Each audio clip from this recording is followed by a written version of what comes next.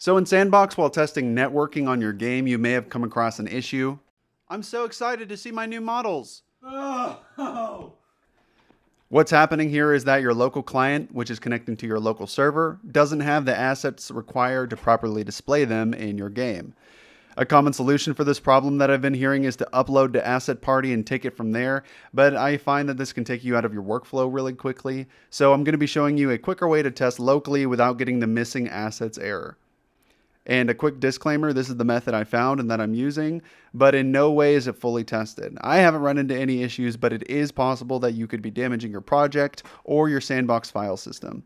If this happens, in theory, it should be as easy as making sure your project is version controlled and doing a verify integrity of Steam files, but I don't think Facepunch intended the folder structure to be used in this way. The first thing you will want to do is navigate to your S&Box core folder on the File Explorer. You can do this easily by navigating to core in S&Box's assets browser, right-clicking and choosing Open Folder in File Explorer. This is the folder that your client uses when you are launching S&Box in play mode or connecting via a local client from the editor. Now, in your editor, find an asset from the cloud you would like to copy to your client. I will be using this trash can. Go ahead and bring it into your scene. When I connect via a client instance, you can see that I do not have the asset required to display this model. Click on your asset in the Assets browser, and then in the inspector, click this folder icon. The directory that opens up is where that asset is stored in your cloud directory. This is where your assets are stored when you download them from the editor. So to clarify, I have both the source folder and the core folder open here. When looking at this asset's path, you can see that it's under the models folder. This is important because we will need to match that path up exactly with our core folder when we transfer this file. While you can copy just this single asset as long as you keep the folder structure accurate, I am taking the shortcut here, which I haven't had any issues with, and just copying the entire models folder from my cloud to my core. I have some duplicate files here from earlier, so I'm just going to choose to ignore them instead of overwriting. This should just bring in the trash can and nothing else. Now I'm going to give this a try and see what happens.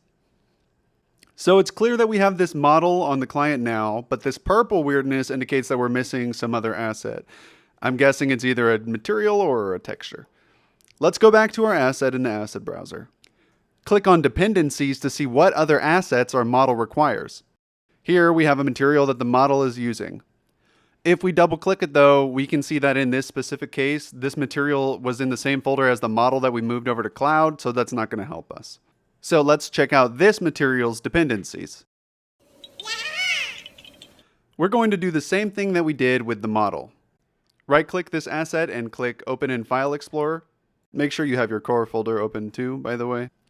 Note how this is now under cloud/materials. Much like the models, these two material folders need to have the same folder structure. Our game is looking for this texture asset in the material folder, whether or not that's in core or cloud. Go ahead and copy your materials folder from your cloud to your core, and then let's boot up the server and the client.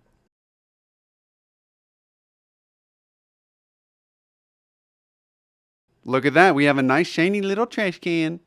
Good job. I hope this was helpful for you. I appreciate suggestions and criticism on how I could explain this better. And if you have questions, feel free to ask them here.